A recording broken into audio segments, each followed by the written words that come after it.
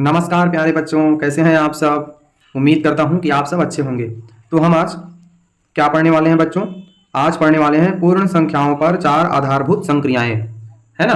पिछले पाठों में हमने पढ़ा था संख्याओं के बारे में, कौन कौन सी संख्या होती है और उनसे संबंधित बहुत सारे सवाल भी मैंने करवाया था। आज हम पढ़ने वाले हैं पूर्ण संख्याओं पर चार आधारभूत संक्रियाएं। इस वीडियो में आपको इन संख्याओं पर जोड़ना सीखना है, घटाव कैसे करते हैं, गुणा कैसे करते हैं, भाग कैसे करते हैं। ठीक है, आइए कुछ कुछ नियमों को हम जान लेते हैं। हमारे पास सबसे पहला नियम क्या है, संवरक नियम। तो संवरक नियम किसे कहेंगे, किसी भी पूर्णांक को पूर्णांक संख्या से जोड़ा या गुणा किया जाता है तो उत्तर भी एक पूर्णांक संख्या ही होगी। पूर्णांक संख्या किसे कहते हैं, तो धन संख्या और ऋण संख्या और शून्य को हम पूर्णांक संख्या कहते हैं। ठीक है, तो इस नियम के आधार पर क्या हुआ कि किसी पूर्णांक संख्या को अगर पूर्णांक संख्या से ही जोड़ा जाता है या गुणा किया जाता है तो हमको पूर्णांक संख्या ही प्राप्त होता है। जैसे उदाहरण के लिए यहाँ पे देखिए, जोड़ के लिए क्या है, 2 धन 5 बराबर 7। तो 2 भी पूर्णांक संख्या है, 5 भी पूर्णांक संख्या है ना। तो दोनों को हम जोड़ेंगे, 5 और 2 7, तो 7 भी एक पूर्णांक संख्या है। हमको बटे के रूप में थोड़ी मिला है या दशमलव के रूप में, दशमलव के रूप में भी नहीं मिला है ना, बटे के रूप में भी नहीं मिला है, जिसको हम परिमेय संख्या कहते हैं। तो ये हमको क्या संख्या मिला है, पूर्णांक संख्या मिला है। 6 और 3 को जोड़ेंगे तो 6 भी पूर्णांक संख्या, 3 भी पूर्णांक संख्या, तो 6 और 3 को जोड़ेंगे तो 9, तो 9 भी पूर्णांक संख्या हो गया। वैसे ही गुणा के लिए देखो, 4 गुना 2 4 दूनी 8 भी पूर्णांक संख्या है, 3 पाँचे 15 भी पूर्णांक संख्या है। तो इस नियम के आधार पर क्या हो गया, किसी भी पूर्णांक संख्या को हम आपस में जोड़ेंगे या गुणा करेंगे तो हमारा जो उत्तर रहेगा वो भी क्या रहेगा, पूर्णांक संख्या ही रहेगा। ठीक है, आगे देखेंगे। आगे आता है क्रम विनिमेय नियम। तो संख्या के क्रम बदलने पर भी उत्तर में परिवर्तन नहीं आता। देखिए, तो जोड़ के लिए और गुणा के लिए, तो जोड़ के लिए क्या हो गया, ये जोड़ के लिए हो गया 3 धन 4, 3 को और 4 को मैं जोड़ूंगा तो क्या आएगा 7। अब वैसे ही इसके क्रम को बदल दो, 4 को इस पार लिख दो और 3 को इस पार लिख दो, तो 4 और 3 करूंगा तो भी 7 होगा। उत्तर कोई बदला क्या, नहीं बदला। वैसे ही गुणा में देखो, 2 गुना 3 करेंगे तो भी 6, 3 गुना 2 करेंगे तो भी 6। तो इसको बोलते हैं क्रम विनिमेय नियम। तो क्रम विनिमेय नियम कहाँ कहाँ पे लागू हो रहा है, जोड़ना में हो रहा है और गुणा में हो रहा है। क्रम विनिमेय नियम घटाना में नहीं होता और भाग में भी नहीं होता। जैसे यहाँ पे मैं 5 ऋण 3 करूंगा तो 5 में 3 घटाओ 2, लेकिन इसका क्रम को बदल दूंगा, 3 इस साइड रखूंगा और उसमें 5 को घटाऊंगा तो 3 में 5 घटेगा क्या, हाँ घटेगा, लेकिन यहाँ -2 आ जाएगा। तो एक ही तरह से आया क्या उत्तर, नहीं। तो ये घटाना में लागू नहीं होता संवरक नियम। वैसे ही भाग में नहीं होता, भाग करेंगे, चलो यहाँ पे 6 है और 6 को 3 से भाग दो, 3 एकम 3, 3 दूना 6, ठीक है। लेकिन यहाँ पे उल्टा कर दो, 3 को 6 से भाग दो तो 6 एकम 6, और ये आएगा क्या 2, नहीं आएगा। तो ये भाग में भी संवरक नियम लागू नहीं होता। ठीक है, तो क्रम विनिमेय नियम मतलब होता है संख्या के जगह को बदल देंगे तो भी उत्तर वही रहता है। और ये क्रम विनिमेय नियम कहाँ कहाँ पे लागू होता है, जोड़ना में और गुणा में। ठीक है, एक आता है साहचर्य नियम। तो साहचर्य नियम किसे कहते हैं, तो साहचर्य नियम में देखो, साहचर्य नियम में कोष्ठक का स्थान बदल गया है, 2 धन कोष्ठक में 3 धन 4। ठीक है, अब उसके बाद इधर देखो, कोष्ठक में है ना 2 धन 3 धन 4। तो अब इन दोनों को हल करके देखेंगे तो कोष्ठक खोलो, है ना, ब्रैकेट खोलेंगे तो क्या होगा, 2 धन 3 धन 4। ठीक, अब 4 3 7 और 2 9, यहाँ पे 9 आया। अब इसको हल करके देखो, ब्रैकेट खोलेंगे तो ब्रैकेट खोलने पर 2 धन 3 धन 4, तो 2 3 5 और 4 9, यहाँ भी 9 आ रहा है, यहाँ भी 9 आ रहा है, मतलब ये साहचर्य नियम का पालन कर रहा है। ठीक है, गुणा में भी देख लो, वैसी गुणा में है ना, 2 गुना ब्रैकेट 4 गुना 5 बराबर, इसको आप क्या कर देंगे, 2 और 4 में ब्रैकेट लगा देंगे, 2 गुना 4 गुना 5 को बाहर में रख दिए। ठीक है, अब यहाँ पे देखो ब्रैकेट खोलेंगे, 2 गुना 4 गुना 5 बराबर, इसका ब्रैकेट खोलो, 2 गुना 4 गुना 5, अब 2 चौके 8, 8 पंचे 40। अब इसको भी देखो, 5 चौक 20 दूनी 40, यहाँ भी साहचर्य नियम का पालन हो रहा है। ठीक है, आगे पढ़ेंगे बंटन नियम। कौन सा नियम, बंटन नियम। बंटन नियम मतलब होता है बांटना। क्या होता है, बांटना। बंटन नियम मतलब होता है बांटना। तो यहाँ देखिए, 2 गुना ब्रैकेट में है 3 धन 4। ठीक है, अब देखो अगर ये एक ब्रैकेट के अंदर में कोई संख्या है, ठीक है, ब्रैकेट में अगर कोई संख्या है और बाहर के गुणा के स्थान पर अगर कुछ है तो इसका मतलब है इसका गुणा इसके साथ भी होगा और इसी का गुणा इसके साथ भी होगा। ठीक है, मैं आप लोगों को समझाता हूं। जैसे देखिए, अगर हमारे पापा जी कुछ लेके आएंगे दुकान से, ठीक है, अगर हमारे पापा जी कुछ लेके आते हैं दुकान से हमारे लिए, है ना, तो अगर हम घर में 2 भाई बहन हैं, कौन कौन है, 2 भाई बहन है, ठीक है, ये मैं हूं और ये मेरा भाई है। ठीक है, तो मेरे पापा अगर कोई सामान खरीद के लाएंगे तो वो मेरे लिए भी लाएंगे और मेरे भैया के लिए भी लाएंगे। ठीक है, तो क्या हो गया, यहां भी बढ़ गया ये और यहां भी बढ़ गया। ठीक उसी प्रकार देखिए, ये 2 है, 2 मान के चलो हमारे पापा जी हुए, और 3 धन 4 ये हम भाई बहन हो गए। ठीक है, तो इसका गुना 3 के साथ भी होगा, तो 2 तिया 6। ठीक है, और 2 का गुना 4 के साथ भी होगा, 2 चौके 8। तो इसको एक बार कैसे लिख सकते हैं, 2 गुना 3। ठीक है, गुना में है तो 2 का गुना 3 के साथ भी हो रहा है, और बीच में धन का चिन्ह, उसके बाद 2 का गुना 4 के साथ भी होगा, तो इसको लिख देंगे 2 गुना 4। ठीक है, ऐसा बंटन नियम होता है, मतलब ये बांट रहा है ना, ये 2 है गुणा में, और अंदर में क्या है, ब्रैकेट के अंदर 3 धन 4, तो 2 का गुणा 3 के साथ भी हो रहा है 2 गुणा 3, और 2 का गुणा 4 के साथ भी हो रहा है 2 गुणा 4, और बीच में धन का चिन्ह है तो हम लगा देंगे प्लस। ठीक है, तो इस प्रकार बंटन नियम में क्या होता है, बांटना होता है। अब इसको हल करके देखिए, है ना, 2 तिया ये 6 और 2 चौके 8। अब इन दोनों को यहाँ पे चलो बना के देखो, 2 तिया 6 धन 2 चौके 8, अब 8 और 6 को जोड़ो 14, यहाँ भी 14 आ गया, यहाँ भी 14 है, मतलब बंटन नियम का पालन करता है ये। ठीक, ये बंटन नियम है, समझ में आया। आगे देखिए, इकाई तत्व या तत्समक, जोड़ के लिए 0 तथा गुणा के लिए 1 को इकाई तत्व कहते हैं, इसको देख लीजिए। ठीक है, आगे देखिए, शून्य के गुण, शून्य के गुण को सीखना बहुत महत्वपूर्ण है। देखिए आप लोग, 5 में 0 घटाओ 5, 8 में 0 घटाओ 8, 6 में 0 जोड़ो 6, 12 में 0 जोड़ो 12। ठीक, लेकिन घटाना और जोड़ना में तो उत्तर समान है, परिवर्तन नहीं हो रहा, लेकिन गुणा में नियम बदल जाता है। अगर किसी भी संख्या का गुणा 0 से किया जाए तो उसका उत्तर 0 हो जाता है। ठीक है, जैसे 2 गुना 0 तो 2 शून्यम 0, 15 शून्यम 0। तो किसी भी संख्या का आप 0 से गुणा करोगे तो याद रखना बच्चों, किसी भी संख्या का 0 से अगर गुणा कर दिया जाए तो उसका उत्तर 0 हो जाता है। ठीक है, अब ये वाला सवाल भी आप लोगों को जानना बहुत जरूरी है। देखिए, 5 का घात 0, इसको बोलते हैं घात। क्या बोलते हैं, घात। मान के चलो ये m, इसके ऊपर में एक n, इसके सिर में क्या लग गया है, n लग गया है, तो इसको बोलते हैं घात। क्या बोलते हैं, घात बोलते हैं। ठीक है, 5 के घात में क्या लगा है, 0। तो अगर किसी भी संख्या के घात में अगर आपको 0 देखने को मिल जाए तो उसका मान होता है 1। ठीक है, जैसे 1 का घात 0 है बराबर 1। अगर यहाँ पे चाहे 55 भी होता और अगर उसके घात में 0 होता, उसका मतलब 1 हो जाता है। ठीक है, अगर यहाँ पे 608 हो जाएगा, उसके घात में 0 हो जाएगा, तो उसका मतलब हो गया 1। तो याद रखना बच्चों, किसी भी संख्या के घात में अगर 0 आ जाए तो उसका बराबर होगा 1, उसका मान 1 होता है। ठीक है, अब यहाँ पे देखिए, है ना, 0/5, मतलब हम 5 से भाग दे सकते हैं 0 को, 5 शून्यम 0, है ना, परंतु यहाँ देखिए 5/0 है, मतलब 0 से हम 5 को भाग देंगे तो कभी खत्म होगा क्या, नहीं होगा, इसलिए 0 से विभाजित नहीं किया जा सकता। ठीक है, इतना याद रखना इस नियम को। अब आगे बढ़ेंगे, ये बहुत महत्वपूर्ण चैप्टर मैं आपके पास लेके आ रहा हूं, ये है विभाज्यता का नियम। ठीक है, विभाज्यता का अर्थ है किसी संख्या द्वारा पूरा पूरा भाग चला जाना या कट जाना। ठीक है, तो इन नियम को आप जानते रहेंगे तो आपको बहुत बड़ी संख्या दिया रहेगा और पूछा जाएगा कि ये 3 से भाग जाएगा कि नहीं, 2 से विभाज्य है कि नहीं, है ना।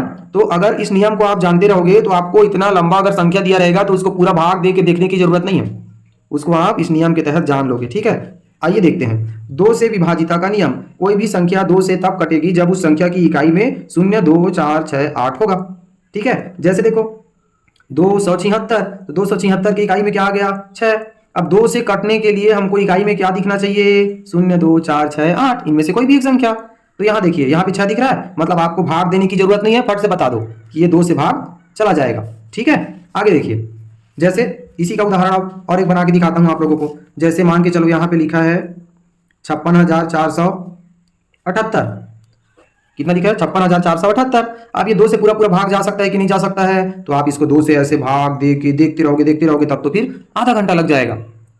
अगर इस नियम को आप जानोगे तो तुरंत आप बता सकते हो। देखो इकाई में हमको क्या चाहिए, 0, 2, 4, 6, 8, हमारी इकाई में क्या है 8, मतलब ये 2 से भाग चला जाएगा, बिना भाग दिए बता दो। ठीक है, इस प्रकार आप बता सकते हैं। अब 3 से विभाज्य का नियम पढ़ो। अगर किसी संख्या के अंकों का जोड़ 3 से कट जाता है तो समझ लीजिए वह संख्या 3 से कट जाएगी। संख्या के अंकों का जोड़, जैसे ये 753 है, ठीक है, 7, 5, 3 जोड़ेंगे क्या होगा, 7, 5, 12 और 3, 15। अब इस 15 को 3 से काट के देखेंगे, अगर 3 से भाग चला जाएगा मतलब 753 भी पूरा पूरा भाग चला जाएगा। ठीक है, तो 3 से काट के देखो इसको, 3, 5, 15 कट गया ना, तो मतलब ये पूरा 3 से भाग चला जाएगा, इसको फिर भाग दे के देखने की जरूरत ही नहीं है। ठीक है, अब देखो 4 से विभाजिता का नियम। तो तो 4 से विभाजित का नियम क्या है? अगर संख्या के आखिरी 2 अंक 4 से कट जाए, ठीक है, देखो आपको पूरा लंबा चौड़ा संख्या को भाग देने की जरूरत नहीं है। जैसे यहाँ पे हम लोग यहाँ पे जैसे दिया है 56,478 ना, इसको पूरा 4 से भाग देने की जरूरत नहीं है। यहाँ पे देखते हैं क्या कहा जा रहा है। अगर संख्या के आखिरी 2 अंक 4 से कट जाए या आखिरी में 2 अंक शून्य हो तब वह संख्या 4 से विभाज्य है। देखिए इसके आखिरी का, ये जो बड़ा संख्या है ना, उसके आखिरी के 2 अंकों को बस भाग देके देखना है। हमको पूरा को देने की जरूरत नहीं है, 2 अंकों को बस भाग देके देखना है। मान के चलो आखिरी के 2 अंक क्या है? 78 को 4 से भाग देके देखो, 4 एकम 4, 4 एकम 4, 3 बचा, ये 38 हो गया। तो 4 8 32, 4 नियम 36, 4 धाम 40 नहीं जाएगा, तो 4 नियम 36, 2 शेषफल बचा है। मतलब ये संख्या 4 से विभाजित नहीं है। हमारा नियम के अनुसार क्या कहा जा रहा है? अगर आखिरी के 2 अंक 4 से पूरा पूरा कट जाता, आखिरी का 2 अंक 4 से पूरा पूरा भाग चला जाता, तो वो संख्या पूरा 4 से विभाज्य था। लेकिन हमारा तो 2 शेषफल बच गया, नहीं कटा, मतलब ये 4 से विभाज्य नहीं है। और आखिरी में क्या कहा, जैसे यहाँ पे देखिए 964 के आखिरी का 2 अंक को भाग देके देखेंगे 4 से, तो 4 एकम 4 और 2 बचेगा, 24 बनेगा, तो 4 छक्का 24, तो पूरा पूरा कट गया। मतलब ये 964 भी पूरा पूरा भाग जाएगा 4 से। ठीक, अब दूसरा क्या कहा गया था? आखिरी में 2 शून्य है, तो आखिरी में 2 शून्य है मतलब वो 4 से पूरा पूरा भाग चला जाएगा। आपको अगर कहीं पे बहुत बड़ी संख्या दे दिया रहेगा, ठीक है, यहाँ पे मान के चलो यहाँ पे दे दिया है कोई भी संख्या ऐसे, कितना दिया है? 7,85,600।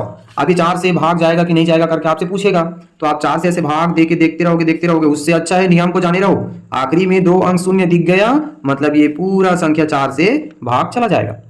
ठीक है, भाग देके देख लीजिएगा आप इसको, ठीक है ना। अब आगे बढ़ते हैं। यहां देखिए 5 से विभाज्य नियम, तो 5 से भाग जाने वाला नियम एकदम सरल है। कैसे? अगर किसी इकाई यदि किसी संख्या के इकाई में आपको शून्य दिखे या 5 दिखे, तभी वो पूरी पूरी भाग जाएगा 5 से, नहीं तो नहीं कटेगा। ठीक है, इसके इकाई में क्या है? शून्य है, तो ये 5 से पूरा पूरा भाग चला जाएगा। देख लीजिए 5 से भाग देके, 5 एकम 5, 5 नियम 45, 1 बचा, 10 बना, 5 दूनी 10, पूरा पूरा भाग गया ना। मतलब इकाई में आपको शून्य दिखे या इकाई में आपको 5 दिखे, मतलब आप समझ जाना कि वो 5 से पूरा पूरा भाग चला जाएगा। ठीक है, छह का विभाज्य नियम देखो, 6 से विभाजित था। अगर संख्या 2 तथा 3 से कट जाए तो वह 6 से भाज्य है, अर्थात 6 से भी कट जाएगी। ठीक है, वहां हमने पहले से जान लिया है ना 2 का और 3 का, तो 2 का और 3 का हमने जान लिया है। तो 2 का क्या, अगर किसी के इकाई में शून्य हो, 2 हो, 4 हो, 6 हो, 8 हो, तो 2 से पूरा पूरा कट जाता है। और 3 का नियम क्या पढ़े थे कि उनके सभी आप अंकों को आपस में जोड़ देंगे, इनके सभी अंकों को आपस में जोड़ देंगे और वो 3 से कट जाता है, मतलब वो पूरी संख्या 3 से कट जाएगा। तो इन दोनों नियम को आप जान लिए हैं, मतलब 6 से विभाजित है कि नहीं है आप जान लोगे। ठीक है, इसको देख लेना। 8 से विभाज्य का नियम पढ़ो। अगर संख्या के आखिरी 3 अंक 8 से कट जाता है या आखिरी 3 अंक शून्य हो, तब वह संख्या 8 से विभाज्य है। एकदम सरल। हमने 4 में क्या कहा समझा था? 4 में अगर आखिरी के 2 अंक 4 से कट जाए या आखिरी में 2 जीरो हो तो 4 से कटेगा। अब यहाँ पे उसी के नियम के अनुसार अगर संख्या के आखिरी के 3 अंक 8 से कटे या तो आखिरी में 3 शून्य हो तो वो 8 से कट जाएगा। ठीक है, इसको भी आप लिख के रख लेना, फिर बना लेना।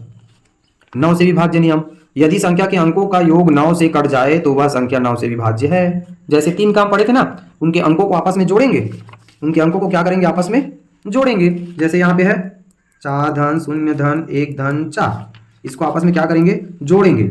जोड़ो, 4 और 1 5, 5 4 9।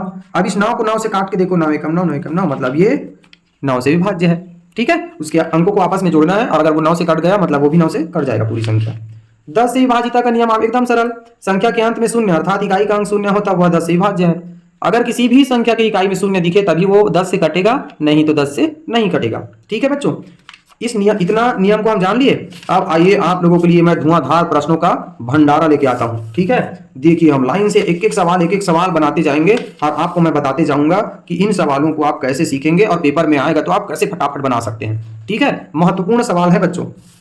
चलिए शुरू करते हैं। पहला नंबर का सवाल, निम्नलिखित में से कौन सा 20 के बराबर नहीं है? तो इन सबको आपको हल कर करके देखना है। और यहां पे सवाल क्या है? 20 के बराबर जो नहीं है उस वो हमारा उत्तर होगा। तो पहले इसको हल करके देखो। तो 30 है, 30 ऋण कोष्ठक में है 50 भागित 5, है ना। इसको हल करके देखो, पहले नंबर को, ए को। तो हल करके देखेंगे तो पहले ब्रैकेट को हल किया जाता है। ठीक है, ब्रैकेट को पहले हल किया जाता है। आप लोगों को मैं बताऊंगा बोर्ड मास। क्या बताऊंगा? बोर्ड मास। इसमें सबसे पहले ब्रैकेट को हल किया जाता है, फिर डिवीजन मतलब भाग को हल किया जाता है। ठीक, मल्टीप्लीकेशन मतलब भाग के बाद गुणा हल किया जाता है। फिर ए का क्या हो गया? एडिशन। एडिशन मतलब जोड़ना, उसके बाद फिर सब्ट्रैक्शन, आखिरी में हम क्या करेंगे, घटाना। ये नियम है बच्चों, ठीक है। एक हम इसके लिए शब्द उपयोग करते हैं, आप लोग अपनी कॉपी में लिख के रख लीजिएगा, कोका भागु योग, ठीक है। कोका भागु योग, सबसे पहले किसको हल करेंगे, कोष्ठक को, उसके बाद भाग को, उसके बाद गुणा को, उसके बाद जोड़ना, उसके बाद आखिरी में आप करोगे क्या, घटाना। ये नियम को आप याद करके रखना भाई। कभी भी सरलीकरण वाला ऐसा सवाल आ जाए तो सबसे पहले कोष्ठक को हल करेंगे, उसके बाद हम देखेंगे भाग के सवाल में, उसके बाद हल करेंगे गुणा को, फिर करेंगे जोड़ना, फिर आखिरी में करेंगे घटाना, ठीक है ना। तो यहां देखो, इसको हल करके देखेंगे तो सबसे पहले कोष्ठक को हल करो, 5 दहम 50, ये ऋण है और ये 30 है, तो 30 में 10 घटाएंगे तो क्या आएगा, 20। तो ये हमारा उत्तर होगा क्या, नहीं, क्योंकि हमको जो 20 नहीं आएगा उसको पहचानने के लिए बोला जा रहा है, तो यहां तो 20 आ रहा है, तो हमारा ये उत्तर नहीं है। अब और देखो, जैसे आप लोग इसको और हल करके देख लेना। अब ये आखिरी में देखो 20 आता है कि नहीं, 8 धन ब्रैकेट में 9 भागी 3 ब्रैकेट बंद धन ब्रैकेट में 4 गुना 2। अब इसके बराबर हल करके देखो, 20 आएगा तो नहीं रहेगा, 20 नहीं आएगा तो हमारा उत्तर है। देखो इसको हल करोगे, ब्रैकेट के अंदर कुछ क्या आएगा, 3 तिया 9, है ना, धन। अब इसको हल करेंगे तो 2 चौक 8, इसको जोड़ो, 8 3 11, 11 और 8 19, 20 आया क्या, नहीं, तो यही हमारा उत्तर हो जाएगा जी, डी, ठीक है। इसको समझ गए ना। वैसे ही सेम निम्नलिखित में से कौन सा 14 के बराबर नहीं है, चलो इसको आप लोग बना के मेरे को कमेंट में बताना उत्तर कौन सा है, ए बी सी डी, ठीक है। अगला सवाल, यदि, देखो मजेदार सवाल लेके आ रहा हूं आपके लिए, यदि 7328 धन ए बराबर 2493 धन 7625 हो तो ए का मान क्या होगा। अब मान के चलो हमारे पास दो संख्या है, ये और ये, इन दोनों को जोड़ने के बाद हमको क्या मिलना चाहिए, इतना बराबर, ये इतना है और ये इतना, ठीक है। तो मान के चलो यहां पे क्या है 4 और यहां पे क्या है 3 और यहां पे क्या है 2, ठीक। अब बताओ 3 और 2 को आपस में जोड़ूंगा तो क्या आएगा 5। अब 4 में यहां पे क्या रखूं कि 4 में जोड़ने के बाद 5 आए, तो आप बोलोगे 1, तो 4 और 1 5। वैसे ही इन संख्याओं को बताइए आप, 7328 धन ए बराबर 2493 धन 7625, ठीक। अब पहले इन दोनों को जोड़ लेते हैं हम, आइए जोड़ के देखेंगे, इसको जोड़ने से कितना होगा 10118।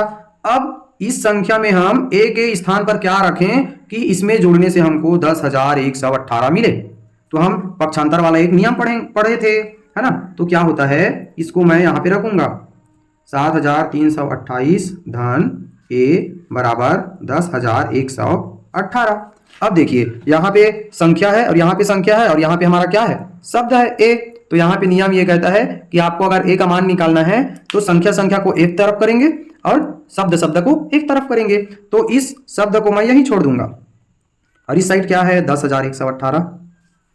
और एक बात याद रखना, अगर किसी संख्या का हम घर को बदलेंगे, देखो बराबर के इस पार अलग घर है, बराबर के इस पार अलग घर है, तो अगर इसको मैं बदलूंगा, इसके घर को बदलूंगा इधर, तो ये धन में है, इसके सामने कुछ चिन्ह नहीं दिख रहा है, मतलब ये क्या है, धन में है, ठीक है। तो इसका मैं घर को बदलूंगा तो इसको पक्षांतर करूंगा तो ये धन है वो क्या हो जाएगा, ऋण हो जाएगा, तो 7328, ठीक है।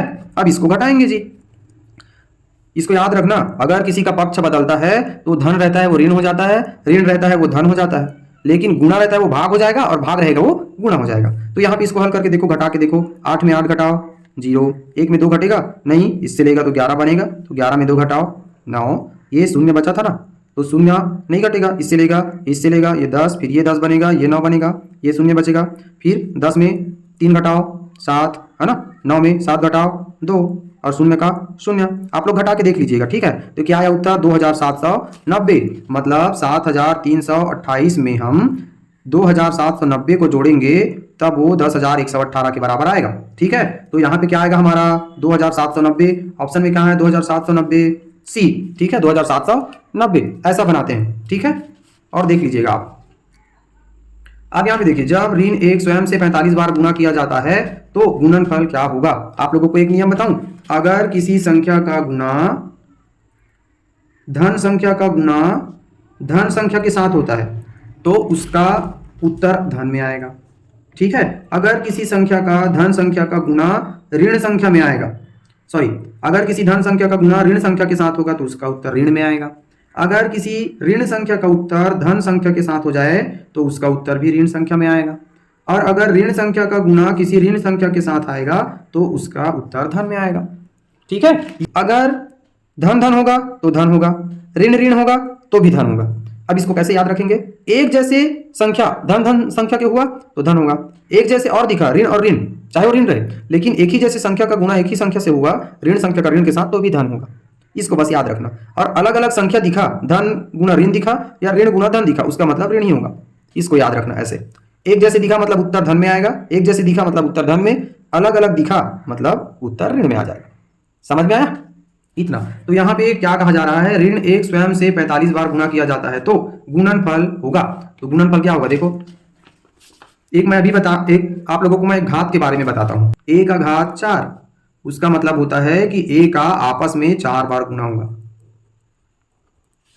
ठीक है, एक आपस में क्या होगा? 4 बार गुणा हो गया। अगर मैं a का घात 3 कर दूं तो a का गुणा a गुणा 3 ऐसा नहीं करना है। a के घात में 3 है मतलब a को ही आपस में 3 बार गुणा करना है, ऐसे। ठीक है, तो वैसे ही अगर 5 का घात 2 हो गया तो हम आपस में इसको 5 को ही 2 बार आपस में गुणा करेंगे। 5 का घात 2 है मतलब 5 को आपस में 2 बार गुणा कर देंगे, 5 गुणा 2 नहीं करेंगे। ठीक है, अगर यहाँ पे 6 का घात 3 है तो 6 को ही आपस में 3 बार ऐसे गुणा करेंगे। ठीक है, ये समझ में आ गया घात? हाँ, अब देखो, जब ऋण 1 स्वयं से 45 बार गुणा किया जाता है, ऋण 1 है तो उसी को 45 बार गुणा होगा आपस में। 45 बार मतलब उसका घात में कितना हो गया? 45। तो इसी का गुणा होगा ऋण 1 गुना ऋण 1 गुना ऋण 1 गुना ऋण 1, ऐसे ऐसे ऐसे ऐसे कितना बार होगा? 45 बार होगा गुना। तो इसके लिए एक ट्रिक है। क्या? अगर उसका आपस में देखो, ऋण संख्या है ना, ऋण और ऋण मैं यहां बताया था, ऋण और ऋण का गुणा हो जाएगा तो क्या होगा? ऋण 1 और ऋण 1 का गुणा, मतलब 1 एकम 1 और ऋण का गुणा। यहाँ ऋण और ऋण का जब गुणा हो जाता है तो क्या हो जाता है? धन हो जाता है। इसलिए ऋण और ऋण का गुणा क्या हो गया? धन हो गया। ठीक है, अब इतना तो हो गया। अब इसको आपस में करके देखो तो इसका आपस में करो, इस धन 1 का गुणा इस ऋण 1 के साथ करो। तो पहले ये संख्या संख्या का कर लो, 1 एकम 1। अब धन संख्या और ऋण संख्या है तो धन और ऋण का आपस में गुणा होगा तो क्या बोला था मैं? अलग अलग दिखा मतलब उसको ऋण में ही लिखेंगे। तो धन और ऋण का गुणा क्या हो जाएगा? ऋण हो जाएगा। तो ऐसे ही आपस में करते करते करते 45 बार गुणा होना है। तो यहाँ पे एक ट्रिक है। ठीक है, ट्रिक को याद रखना। अगर कोई ऋणात्मक संख्या आपस में सम बार मतलब उसका घात में अगर सम संख्या है तो उसका उत्तर धन में आएगा। इतना याद रखना बच्चों। और अगर वो विषम बार हो जाएगा, आपस में गुणा उसका विषम बार होगा तो उसका उत्तर ऋण में आएगा। विषम संख्या और सम संख्या तो आप लोग जानते ही हैं, है ना? किसी भी संख्या की इकाई में 0, 2, 4, 6 या 8 आए मतलब वो सम संख्या है। और किसी भी संख्या की इकाई में 1, 3, 5, 7, 9 आए तो वो क्या हो जाता है? विषम संख्या होता है। तो यहाँ पे देखो, सम बार अगर आपस में गुणा होगा तो धनात्मक संख्या बनेगी और विषम बार आपस में गुणा होगा तो ऋणात्मक संख्या बनेगी। अब यहाँ पे देखो, 45 सम संख्या है कि विषम संख्या है, तो इकाई में क्या दिख रहा है? 5। तो इकाई में 5 मतलब विषम संख्या है, और विषम संख्या मतलब 45 बार जब विषम बार गुणा होगा 1 का तो वो ऋणात्मक में आएगा संख्या, तो ऋण 1 आएगा। ठीक है, कहाँ है? ये हमारा ऋण 1। इसको आराम से देखना बच्चों। ऐसे में आप, ये थोड़ा सा कठिन लगा होगा लेकिन बार बार आप देखेंगे मेरी वीडियो तो आपको समझ में आ जाएगा। ठीक है, तो इसको आपको समझना पड़ेगा। ठीक है, धन गुना धन का धन, धन गुना ऋण मतलब ऋण, ऋण गुना धन तो ऋण, ऋण गुना ऋण मतलब धन। ठीक, और ये सम संख्या और विषम संख्या को आप लोग समझ जाना, है ना? तो सम बार अगर किसी संख्या को गुना होगा तो धनात्मक आएगा, विषम बार होगा तो ऋणात्मक आएगा। ठीक है, मैं आप लोगों को अच्छे से समझ में आ जाए करके आराम से बता रहा हूँ। ठीक है, अगली संख्या, जब ऋण 1 को ऋण 1 से 100 बार गुणा किया जाए तो गुणनफल है। अब चलो इसको आप लोग बना के कमेंट बॉक्स में कमेंट करो कि कौन सा उत्तर सही होगा। जब ऋण 1 को ऋण 1 से 999 बार गुणा किया जाए तो गुणनफल होगा। चलो इसको एक बार बता देता हूं, फिर आप लोग इसको बना के देखना। ठीक है, जब ऋण 1 को ऋण 1 से, यहाँ पे क्या हुआ था? सिर्फ ऋण 1 को उसी से गुणा करना था, लेकिन यहाँ ऋण 1 पहले से दे दिया गया है। ठीक है।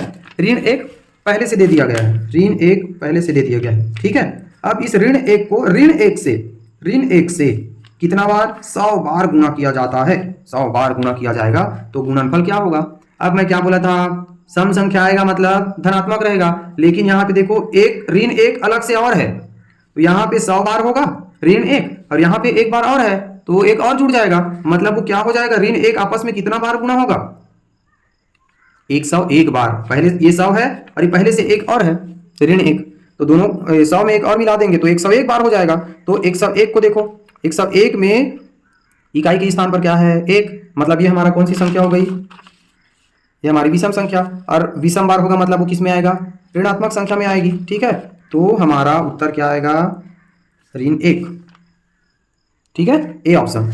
अब चलो इसको छठवां नंबर का सवाल बना के आप लोग कमेंट बॉक्स में कमेंट करना, जब ऋण 1 को ऋण 1 से 999 बार गुणा किया जाए तो गुणनफल होगा, ठीक है। अगला सवाल, 6 अंकों की छोटी से छोटी संख्या तथा 4 अंकों की बड़ी से बड़ी संख्या में अंतर होगा। अब इसको तो आप लोग एकदम सरल बना सकते हो। सबसे पहले 6 अंकों की छोटी सी छोटी संख्या क्या हो गई, 1 के साथ 5 बार 0, ठीक है, 6 अंकों की छोटी सी छोटी संख्या हो गई, तथा 4 अंकों की बड़ी से बड़ी संख्या मतलब 4 बार 9, ठीक है। अब इन दोनों में क्या निकालना है, अंतर निकालना है, तो हमेशा बड़े संख्या में छोटी संख्या को घटाया जाता है, ठीक है। अब इसमें घटा देंगे 9999 को, है ना, इसका जो उत्तर आएगा वही हमारा क्या है, ऑप्शन सही है, ठीक है। आप लोग इसको घटा के बताइएगा। अब आगे देखिए, यदि 3 संख्याओं का गुणनफल 7980 है जिनमें 2 संख्याओं का गुणनफल 228 हो तो तीसरी संख्या क्या होगी, ठीक है। मान के चलो अगर मेरे पास 2 संख्या है या 3 संख्या है, ठीक है, इन तीनों को आपस में गुणा करूंगा तो मान के चलो मेरा उत्तर 8 आएगा, है ना। अब इन दो संख्याओं का गुणा मान के चलो 4 है, ठीक है। तो यहाँ तीसरे नंबर में क्या आएगा, मतलब 4 से क्या चीज को गुणा करूंगा, कौन सी संख्या को, तो मेरे को 8 मिलेगा, तो आप बोलोगे 2, क्योंकि 4 दूनी 8 के बराबर। वैसे ही यहाँ तो ये कैसे मिला, तो इस डब्बा को यहीं छोड़ देंगे, ठीक है। अब मैं क्या बोला था, अगर किसी संख्या को हम मान के चलो ये डब्बा गुना 4 बराबर 8 है, ठीक है। अब इसका हम डब्बा को यहीं छोड़ेंगे, संख्या को एक तरफ करेंगे। तो मैं क्या बोला था, अगर कोई संख्या को हम घर बदल रहे हैं, पक्षांतर कर रहे हैं, तो अगर वो धन में है तो इधर जाके ऋण में हो जाएगा, घटाना हो जाएगा, जोड़ना है वो घटाना हो जाएगा, और गुना है वो क्या हो जाएगा, भाग हो जाएगा। तो यहाँ 4 किस में है, गुना में, तो डब्बा को इसी तरफ छोड़ेंगे, तो हम 4 को पक्षांतर करेंगे तो 4 गुना में वो कहाँ चला जाएगा, भाग में चला जाएगा। अब भाग देके देखो, 4 एकम 4, 4 दूनी, तो डब्बा के बराबर हमको क्या मिला, 2, मतलब इस डब्बा में हमको क्या लिखना है, 2 लिखना है। ठीक वैसे ही इन संख्याओं का क्या होगा, उत्तर होगा। मान के चलो हमारे पास 3 संख्या है, उनका गुणनफल मान के चलो 7980, ठीक है। 7980 कितने संख्याओं का गुना करने से मिल रहा है, 3 संख्याओं का, लेकिन हमारे 2 संख्याओं का गुणनफल क्या है, 228 है, और हमको तीसरी संख्या निकालनी है, ठीक है। तो इसमें हम क्या कर देंगे, पक्षांतर करेंगे, तो 7980 बटे, इसको पक्ष बदलेंगे तो गुना में है वो भाग में चला जाएगा, 228, ठीक है। अब इसको 228 को भाग देके देखो, 7980 को 228 से भाग देके देखेंगे तो 228 भागित 7980। अब इसको जब आप भाग करोगे, है ना, 228 दिया पढ़ेंगे पहाड़ा तो कितना आएगा, 3 8 24 का 4, हाँ सिलाई 2, 3 दूनी 6, 2 8, 3 दूनी 6, घटाओ 4 1 1, शून्य को उतारेंगे। अब 228 पंचे, 228 पंचे कितना होगा, 1140। आप लोग गुना करके देख लेना आराम से, ठीक है। आप घटाएंगे तो क्या आया, 0, तो हमारा उत्तर कितना है, 35। मतलब 228 को हम 35 से गुना करेंगे तो हमारा उत्तर 7980 आएगा। तो यहाँ पे सवाल में क्या था, यदि 3 संख्याओं का गुणनफल 7980 है जिनमें 2 संख्याओं का गुणनफल 228 हो तो तीसरी संख्या क्या होगी, तो तीसरी संख्या होगी हमारी 35, ठीक है। अगला, यदि 3 संख्याओं का गुणनफल 24 है जिनमें 2 संख्याओं का गुणनफल 6 है तो तीसरी संख्या क्या होगी। आप लोग बना के देखना इसको, ऊपर में जैसे बताया हूं ना, इसमें बताया हूं ना, वैसे ही इसमें भी है, ठीक है। आगे, किसी संख्या में 17 से भाग देने पर भागफल 23 और शेषफल 7 बचता है, वह संख्या बताओ, ठीक है। इसको बनाते कैसे हैं, एक बार आप लोग भाग के सवाल बनाना सीखे हो ना, जैसे ये भाग है संख्या, यहाँ पे क्या होता है, भाजक होता है, यहाँ पे क्या होता है, भाज्य होता है, यहाँ पे क्या होता है, भागफल, और यहाँ पे जो शेष बचता है उसको क्या बोलते हैं, शेषफल बोलते हैं, ठीक है। तो यहाँ पे क्या होगा, भाजक को और भागफल को आपस में गुणा करते हैं। भाजक और भागफल को आपस में क्या करेंगे, गुणा करेंगे, और उसमें हम शेषफल को जोड़ देंगे। ठीक है, भाजक और भागफल को गुणा करो और शेषफल को जोड़ दो, तो हमारा क्या मिलता है, हमको भाज्य मिलता है। अब इसको देखो तो इसको कैसे लिखेंगे, भाज्य बराबर भाजक गुना भागफल धन शेषफल। ठीक है, अब क्या क्या चीज को दिया है उसको देखो तो, किसी संख्या में 17 से भाग देने पर, 17 से भाग देते हैं मतलब वो क्या हो गया, भाजक, भाग देने पर भागफल कितना मिलता है 23, तो 23 भागफल धन, और शेष 7 बचता है, शेषफल की जगह क्या आएगा 7, 17 गुना 23 धन 7। अब इसको गुना करके देखो 17 को, 17 तिया 51 का 1 हासिल आई 5 है ना, 17 दूनी 34 और 34 और 5 39 धन 7 को जोड़ेंगे जी, 7 और 1 8 9 का 9 3 का 3 398 हमारा उत्तर। ठीक है, 398 हमारा क्या हो गया, उत्तर हो गया। अब अगला सवाल, एक स्कूल में 26 कमरे हैं, कितना कमरे, 26 कमरे हैं, प्रत्येक कमरे में 4 पौधे लगाए गए हैं, यदि एक पौधे में 2 कप पानी डाला जाता है तो सभी पौधों के लिए कुल कितने कप पानी चाहिए। अब यहाँ देखो बहुत मजेदार सवाल, मान के चलो हमारा ये स्कूल है, ठीक है, ये हमारा क्या है, स्कूल है। ठीक है, स्कूल में कितने कमरे हैं, 26 कमरे। ठीक है, प्रत्येक कमरे में 4 पौधे हैं, प्रत्येक मतलब सभी कमरे में 4 4 पौधे हैं, तो 26 कमरे, एक कमरे में 4 पौधे, तो 26 कमरे में कितना पौधे, तो गुना कर देंगे, 4 छक्के 24 का 4 हासिल 2, 4 दूनी 8 और 2 10, 104 पौधे हो गए हमारे पास। अब क्या कहा जा रहा है, यदि एक पौधे में 2 कप पानी डालेंगे तो सभी पौधों में डालने के लिए कितना पानी लगेगा, एक पौधे में 2 कप, तो हमारे पास पौधा कितना है 104, तो इसको 2 से गुना कर देंगे जी, है ना, एक पौधे में 2 कप पानी, तो 104 पौधे में कितना पानी, 2 चौके 8, 2 शून्य में शून्य, 2 एक कम 2, 208 कप पानी लगेगा। ठीक है, और अच्छे से समझ लीजिएगा, इसको समझ में आया ना, दो संख्याओं का योग 2,34,560 है, यदि एक संख्या दूसरी संख्या से 10,010 अधिक है तो बड़ी संख्या क्या होगी। इस प्रकार के अगर सवाल आएंगे ना तो एक बार में बनेगा, बताता हूं आप लोगों को ट्रिक। अगर कोई संख्या है, ठीक है, अगर कोई संख्या है और हमको 2 संख्याओं के बारे में दिया गया है, ठीक है, हमको 2 संख्याओं के बारे में दिया गया है ना, और उनमें से एक संख्या दूसरी संख्या से कितना अधिक है कितना कम है ना, या एक संख्या दिया है दूसरी संख्या बताओ बोला जाएगा, तो क्या करेंगे हम, इन दोनों संख्याओं को आपस में जोड़ के 2 से भाग देंगे, 2,34,560 धन 10,010। ठीक है, अगर इन दोनों को आपस में जोड़ के 2 से भाग दे देंगे तो हमारा निकल के आएगा बड़ी संख्या। ठीक है, और इसी दोनों को अगर हम 2,34,560 ऋण 10,010 इन दोनों को घटा के 2 से भाग दे देंगे तो हमारा निकलेगा छोटी संख्या। ठीक है, अब आप लोग इसको जोड़ के 2 से भाग देके देखना, जितना आएगा वो बड़ी संख्या रहेगा, और हमारे यहाँ क्या पूछा जा रहा है, बड़ी संख्या पूछा जा रहा है, तो इसको अच्छे से समझ जाना बच्चों। दोनों संख्याओं को जोड़ के 2 से भाग देंगे तो बड़ी संख्या निकलता है, और दोनों संख्याओं को आपस में घटाकर 2 से भाग देंगे तो छोटी संख्या निकलता है। तो इस प्रकार के कभी भी कोई भी सवाल आएगा तो आप ऐसे ही बनाना, दोनों को जोड़ के 2 से भाग दोगे तो बड़ी संख्या, इसको बड़े संख्या से छोटी संख्या को घटा के 2 से भाग दोगे तो छोटी संख्या में निकलेगी। ठीक है, इसको बना लेना, जब आप इनको दोनों को जोड़ के 2 से भाग करोगे तो आपका उत्तर आएगा 1,22,285। ठीक है, इसको आप लोगों को व्यंजक के रूप में पूछा गया है, देखना ध्यान से। ठीक है, अमित अपने जन्मदिन पर कक्षा में सभी छात्रों को पार्टी देता है ना, उसके लिए उसने बिस्किट के 4 डिब्बे खरीदे, प्रत्येक डिब्बे में 8 बिस्किट है। सबसे पहले मान के चलो ये अमित है, ये अमित है, ठीक है, ये कौन है, अमित है। अब अमित अपने जन्मदिन पर पार्टी देता है बच्चों को, और वो बिस्किट के 4 डिब्बे लाता है, कितना डिब्बे, 4 डिब्बे, और प्रत्येक डिब्बे में 8 बिस्किट है, मतलब एक डिब्बे में 8 बिस्किट है और उसने 4 डिब्बा खरीदा है, तो कुल टोटल कितना हो जाएगा, 4 गुना 8, 8 चौक 32। ठीक है, लेकिन इसको हल मत करना, भी ऐसे लिखते जाइए। अब यदि उसकी कक्षा में 28 छात्र हो तो प्रत्येक छात्र को एक बिस्किट देने के बाद निम्न में से कौन सा व्यंजक बचे हुए बिस्किटों की संख्या दर्शाता है। ठीक है, सबसे पहले 4 डिब्बा खरीदा और एक डिब्बा में 8 बिस्किट, तो 4 डिब्बा में क्या करेंगे, 4 गुना 8।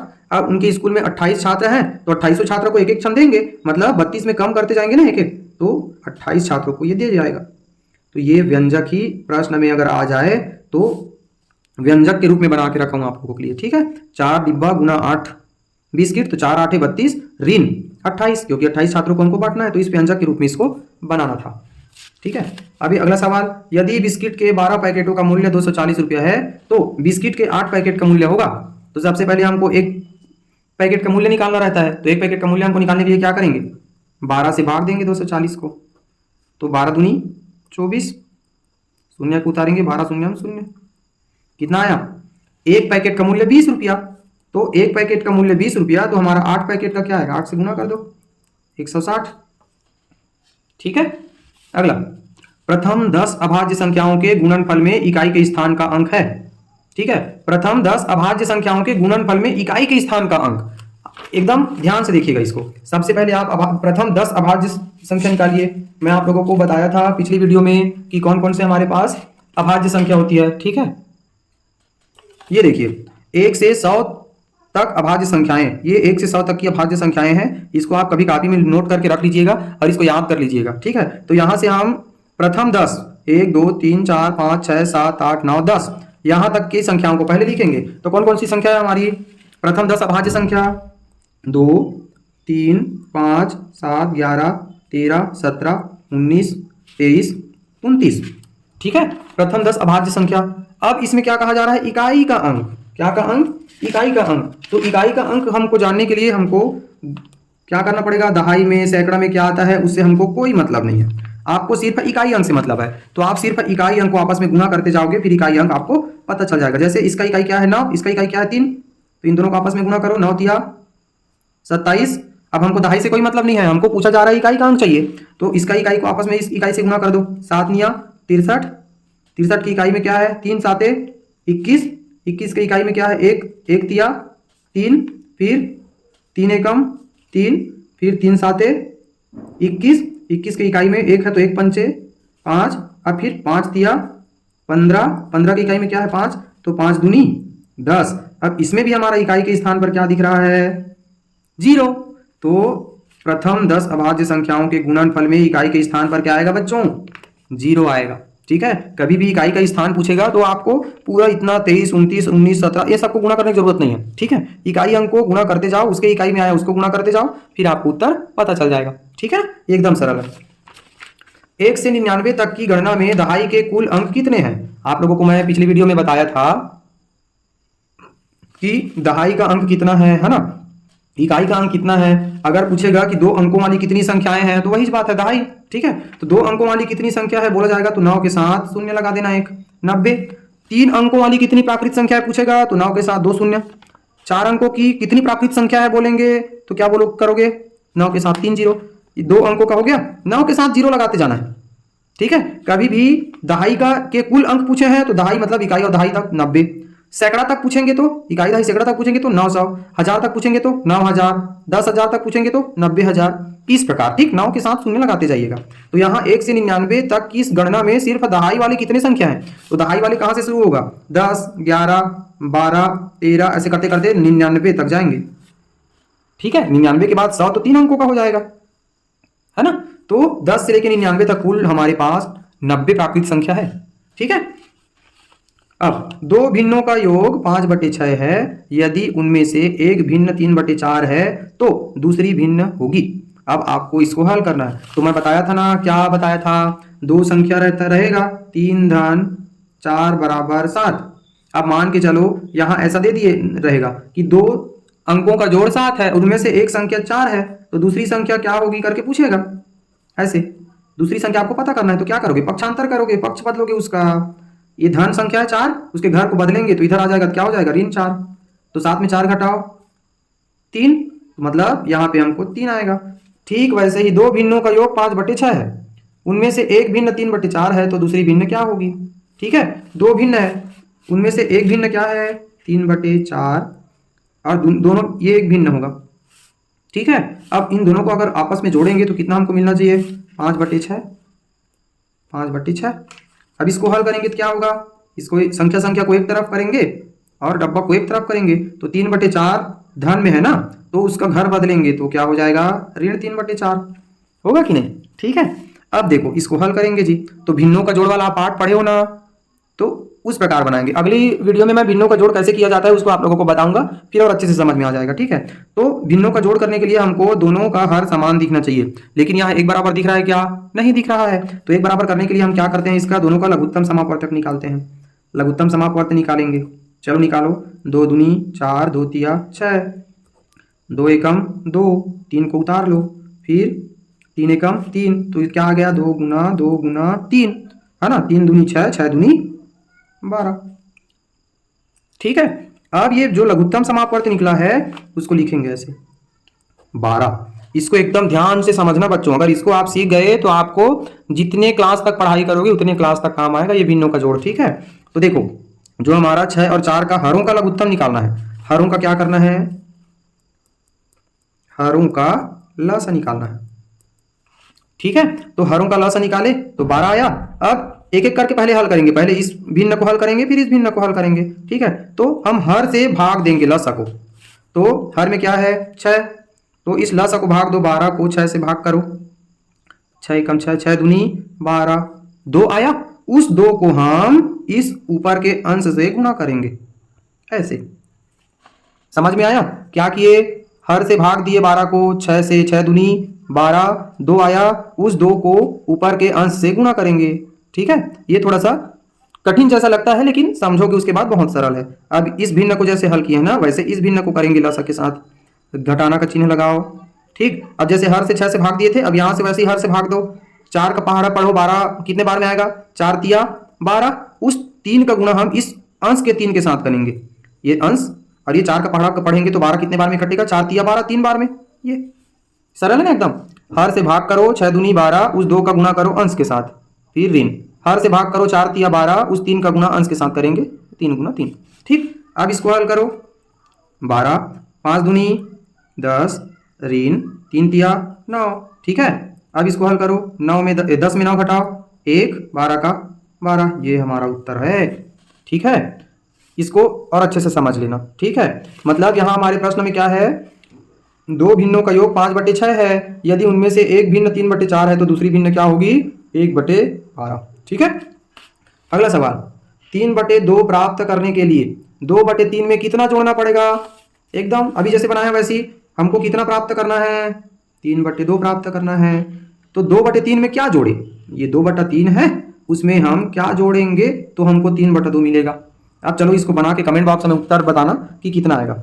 ठीक है, जब किसी भिन्न को 1/3 में से घटाया जाता है तो 1/12 शेष बचता है, वह भिन्न क्या होगा? सेम वैसे ही है ना, 1/3 से घटाया जाता है किसको? कोई भी संख्या है उसको हम 1/3 से अब यहाँ पे घटाना है तो हमको क्या मिलता है? 1/12। ठीक, जैसे अभी इस सवाल को बताया हूं ना, सेम वैसे ही पक्षांतर करना है। अब यहाँ पे देखो 1/3 में से ऐसी कौन सी भिन्न है जिसको घटाएंगे तो हमको 1/12 निकलेगा। अब इसको बनाओ, तो अब इसको बनाएंगे तो क्या करेंगे? 1/3। ठीक है, अब डब्बा को एक तरफ और संख्या को एक तरफ, है ना, तो 1/12 को इस तरफ लाएंगे, बराबर की इस तरफ पक्ष बदलेंगे तो धन में है वो क्या हो जाएगा? 1/12, ऋण में हो जाएगा, ऋण 1/12 बराबर। अब इस डब्बा को इस तरफ लेके जाएंगे तो ऋण है वो क्या हो जाएगा? धन हो जाएगा। अब इसको हल करो, दोनों का लघुत्तम निकालना, फिर हर से भाग देना, अंश से गुणा करना, फिर घटा देना, जो हमारा उत्तर आएगा वो क्या होगा? सही होगा। ठीक है, इसको आप बना के देखना आराम से। और अगर ये समझ नहीं आएगा तो पहले वाला जो सवाल बताया हूं ना, इस वाले सवाल को अच्छे से देखना। ठीक है, इस वाले सवाल को अच्छे से देखना, फिर आपको क्या हो जाएगा? समझ में आ जाएगा। ठीक है, अब यहां पे देखिए, 1 से 100 तक गिनती में अंक 2 दहाई के स्थान पर कितनी बार आता है? 1 से लेकर 100 तक हम गिनती ही जानते हैं ना, पहाड़ में पढ़ते हैं, तो वहां हमको 2 चाहिए, वो भी कौन से स्थान पर? दहाई के स्थान पर। तो कहां से कहां तक दहाई के स्थान दिखता है? सीधा 20 में जाएंगे तब हमको दहाई के स्थान पर 2 मिलेगा, है ना। 21 में भी मिलेगा, 22 में भी, 23, 24, 25, 26, 27, 28, 29, इतने जगह हमको 2 दहाई के स्थान पर दिख रहा है। ठीक है, तो उनकी संख्या कितनी बार आता है? गिन लो, 1 2 3 4 5 6 7 8 9 10, 10 बार आता है। ठीक है, अब यहाँ पे देखो 1 से 100 तक कुल कितने बार 2 लिखा जाता है? यहाँ पे सिर्फ दहाई के स्थान को पूछा था, लेकिन यहाँ पे कितने बार 2 आएगा उसको पूछ रहा है। तो यहाँ पे इकाई नहीं पूछ रहा है, ना दहाई पूछ रहा है, हमको सिर्फ 1 से 100 तक लिखने में 2 कितना बार उपयोग करते हैं उसको पूछा जा रहा है। तो सबसे पहले देखो 2 में आएगा, 2 के बाद 12 में, फिर सॉरी 20 में, 20 के बाद 22 में, 22 में तो 2 बार आ रहा है, फिर 23, 24, 25, है ना, 26, 27, 28, 29, फिर 32, फिर 42, 52, 62, 72, 82, 92। उसके बाद तो सब आ जाता है। ठीक है, तो सिर्फ हमको कितने बार दो उपयोग किए हैं उसको पूछ रहा है, तो गिन के देख लो, 1 2 3 4 5 6 7 8 9 10 11 12 13 14 15 16 17 18 19। ठीक है, और हमारा 22 में 2 बार है, तो कितना होगा 20। तो कुल टोटल 20 बार उपयोग किया जाता है। आप लोग 1 से लेके 100 तक की संख्या में गिन के देख लेना, दो कितने बार आता है। ठीक है, आगे देखिए, 2 अंकों वाली संख्या के अंकों का योग 9 है। ठीक है, 2 अंकों वाली संख्या का योग 9 है। जब संख्या में 27 जोड़ा जाता है तो अंकों के स्थान आपस में बदल जाते हैं, वह संख्या कौन सी होगी। ठीक है, अब ध्यान से देखो, सबसे पहले क्या कहा जा रहा है, 2 अंकों वाली संख्या के अंकों का योग कितना होना चाहिए, 9 होना चाहिए। ठीक है, तो 9 सभी अंकों को आपस में जोड़ के देखो 9 है कि नहीं। 6 3 9, ये भी है। 8 1 9, 7 2 9, 5 4 9। ठीक है, ये सभी 9 9 है आपस में। अब आगे पढ़िए, जब संख्या में 27 जोड़ा जाता है तो अंकों के स्थान आपस में बदल जाते हैं। ठीक है, वह संख्या कौन सी होगी। अब इसमें आपको जोड़ के देखना है, ऐसी कौन सी संख्या है जिसमें आप 27 से 27 जोड़ोगे तो उसके अंक आपस में क्या हो जाएंगे, बदल जाएंगे। ये 3 6 है वो 6 3 हो जाएगा, 8 1 है वो 1 8 हो जाएगा, 2 इस साइड आ जाएगा 7 इस साइड, मतलब ये 63 हो जाएगा, या तो ये 18 हो जाएगा, 27 हो जाएगा, ये 45 है वो 54 हो जाएगा। 27 जोड़ेंगे तब, तो सबसे पहले देखिए, तो 45 में 27 जोड़ के देखिए, 45 में 27 जोड़ के देखिए, 7 5 12 का 2, हासिल आई 1, 4 2 6 और 1 7। 45 था, उसमें 27 जोड़े तो वो आपस में बदला क्या, ये 54 आया क्या, नहीं ये नहीं है। तो वैसे ही देखो, 36 में 27 जोड़ के देखो तो 7 6 13 का 3, हासिल 1 3 2 5 और 1 6। वेरी गुड, ये देखो 36 था वो 63 हो गया ना, 27 जोड़ेंगे तो इसमें नियम क्या है, 2 ठो है ना, आपस में जोड़ने पर अंक कितना होना चाहिए, 9। आपस में जोड़ो 6 3 9 हुआ, अब उसमें 27 जोड़ेंगे तो वो आपस में बदल जाएगा, तो 27 जोड़ के देखेंगे तो बदल गया आपस में इसका अंक, तो ये क्या हो गया, हमारा राइट आंसर हो गया 36। ठीक है, अब देखो, एक 2 अंकों की संख्या का और उसके अंकों को आपस में बदल देने से बनी संख्या का योग 99 है। यदि दोनों अंकों में 3 का अंतर है तो संख्या ज्ञात कीजिए। सबसे पहले आपस में 3 का अंतर है कि नहीं उसको खोजो पहले। ठीक है, कहा जा रहा है ना, दोनों अंकों में 3 का अंतर है। ठीक है, उसमें फिर बाद में आपस में उसको जोड़ेंगे तब 99 को देखेंगे। सबसे पहले दोनों का अंतर 3 है कि नहीं देखो तो, 7 और 2 का, 7 में 2 घटाओ कितना बचा, 5, 3 का अंतर नहीं मिला। 5 में 4 कम करेंगे तो 1, 3 का अंतर नहीं मिला। हाँ, 6 में 3 कम करो, 3 का अंतर मिलेगा। ठीक है, अब इसको देख लो, 5 में 4 कम करो, 1, 3 का अंतर है क्या, नहीं, तो इसी बस में है 3 का अंतर, मतलब यही उत्तर हो गया हमारा। ठीक है, अब इसको आगे बढ़ा के देखेंगे तो अगर इसमें भी 3 इसमें भी 3 इसमें भी 3 आता तो कैसे बनाते, 2 अंकों की संख्या और उसके अंकों को आपस में बदल देने से बनी संख्या का योग। अगर मान के चलो ये 63 है, ठीक है, अब 63 है, अब 63 के अंकों को बदल कर उसमें जोड़ देना है। 3 को दहाई में करो, 6 को इकाई में, अब दोनों को जोड़ दो, 99 आना चाहिए, 99 आएगा तो सही है। 6 3 9, 6 3 9, ऐसा जोड़ के देखना था। ठीक है, तो हमारा 36 क्या हो गया, सॉरी 63 क्या हो गया, राइट आंसर हो गया। अब यहाँ देखो, 4 अंकों की कुल कितनी संख्या होती है, तो मैं अभी बताया था ना 4 अंकों की कुल कितनी संख्या होगी।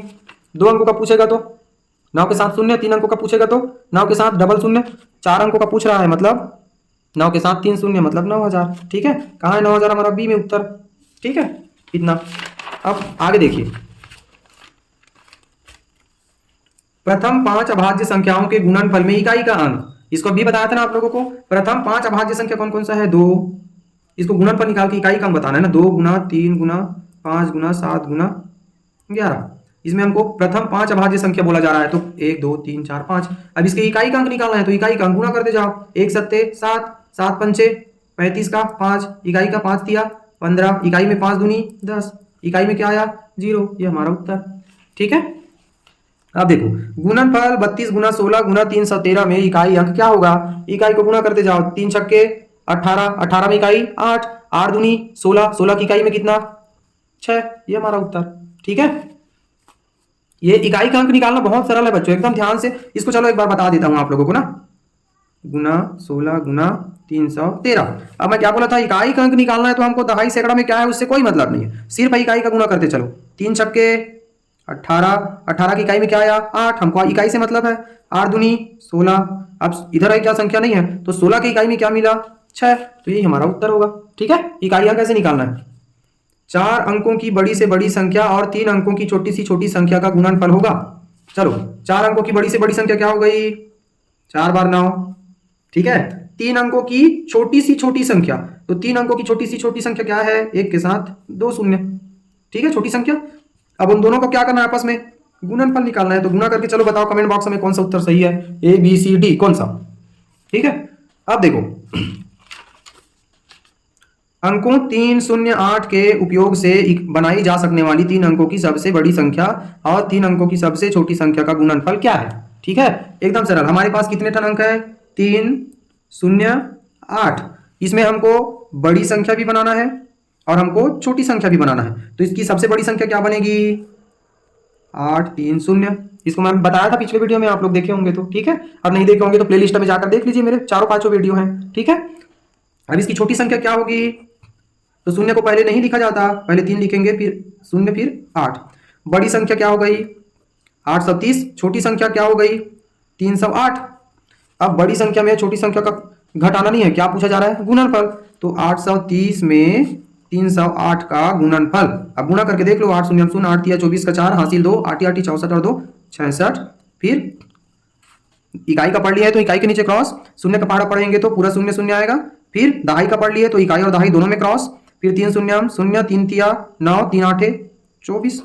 अब जोड़ देंगे इसको, 0 4 6 9 6 15 का 5 हासिल 1 4 और 1 5 2 का 2, क्या आया 2,55,640 आपका उत्तर, ठीक है। तो यहाँ ऑप्शन में मैंने दिया हूं, मैं सोचा था आप लोगों को कमेंट बॉक्स में पूछूंगा करके, लेकिन मैं बता दिया, चलो कोई बात नहीं, ठीक है। तो आज के लिए बस इतना ही बच्चों, और मेरी पिछली वीडियो को आप नहीं देखे होंगे तो देख लीजिएगा। और इस वीडियो में आपका ये पूर्ण संक्रियाओं पर 4 आधारभूत संक्रियाएं जो है जोड़ना, घटाना, गुणा और भाग, उससे संबंधित मैं आप लोगों को आज सवाल कराया हूं। इस चैप्टर को पूरा कंप्लीट पढ़ा दिया हूं।